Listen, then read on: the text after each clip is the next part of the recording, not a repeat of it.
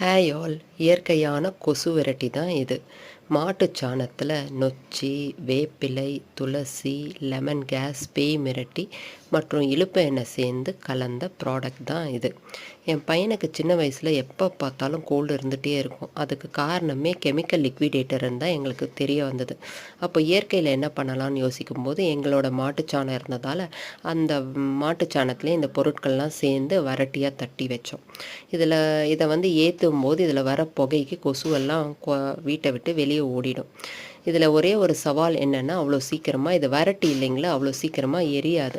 அப்போ அதுக்கு நம்ம என்ன பண்ணணும்னா, ஒரு சாம்பிராணி ஸ்டாண்டில் ஒரு பழைய அகல் எடுத்துகிட்டு ரொம்ப கம்மியான எண்ணெய், 1 ஸ்பூனோ 1½ ஸ்பூன் அந்த அளவுக்கு தான் எண்ணெயோ நெய்யோ ஊற்றிட்டு இந்த வரட்டியை 2ஆக உடச்சி அந்த ஜோதியில் வச்சு அதை நல்லா எரிய விடணும்.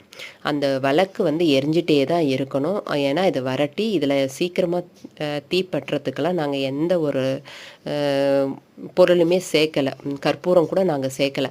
அந்த ஜோதியில் படுற மாதிரி இந்த வரட்டியை உடச்சி இதில் வைக்கணும். இது நல்லா எரிஞ்சு புகை நல்லா வரும்போது கொஞ்சம் ஃபேன் கீழே வைக்கலாம்.